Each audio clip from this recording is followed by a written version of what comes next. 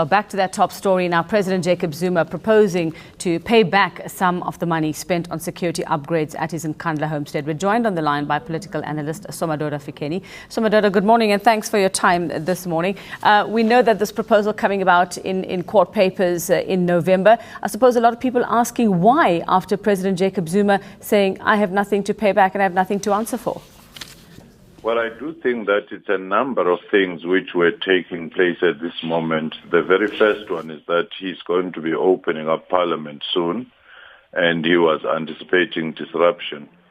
And the second one was the risk of the highest court of the land, the Constitutional Court, ruling against him.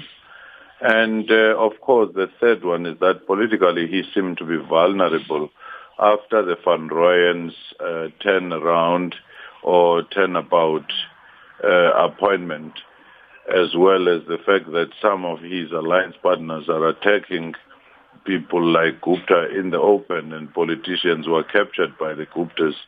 That makes him somewhat vulnerable, and he wanted to avoid yet another humiliation. We talk about electioneering, and I suppose that will be top of mind with local government elections coming up, that there has to be some type of damage control or putting out some fires. Do you think, though, that this will make South Africa happy? Do you think that this will sort of heal some of those wounds, or has too much damage been done?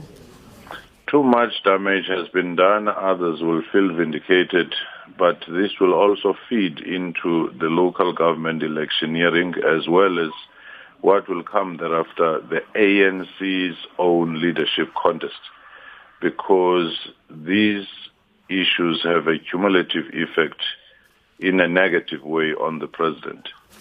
I suppose the other question will be the amount that he will have to pay back. While he has expressed a willingness now to pay back some of the money, the question will be how much will be reasonable and how much will make everybody happy.